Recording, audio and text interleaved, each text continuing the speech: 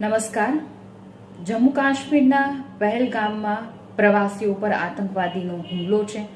આ આતંકવાદીની કાયરાના હરકતથી આખો દેશ સ્તબ્ધ છે અને જ્યાંથી વિડીયો જે આવ્યા છે એ પણ હચમચાવી દે તેવા છે.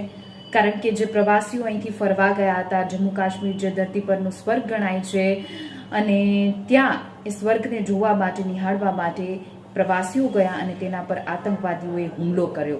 અને આ હુમલામાં 20થી પણ વધુ પ્રવાસીઓના મોતની આશંકા સેવવામાં આવી રહી છે. મૃત્યુઆંક પણ વધી શકે છે. અનેક લોકો છે તે ઈજાગ્રસ્ત થયા છે, જેમને ગોળી વાગી છે, જેમાં ગુજરાતીઓનો પણ સમાવેશ છે. જેમાં હાલ પ્રાથમિક રીતે 3 જેટલા ગુજરાતીઓ છે જેને ગોળી વાગી છે, જ્યાં પ્રવાસી ગયા હતા.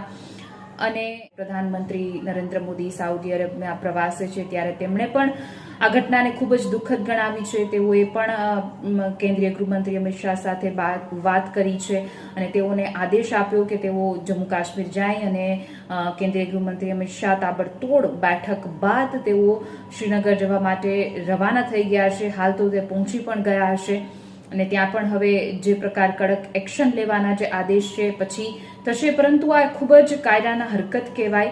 અને આજે જમ્મુ કાશ્મીરના લોકોને પણ ખબર પડી હશે કે તેમના સાચા દુશ્મન કોણ છે. કારણ કે જમ્મુ કાશ્મીરમાં જે પ્રવાસન છે એ જમ્મુ કાશ્મીરની કરોડરજ્જુ કહેવામાં આવે છે.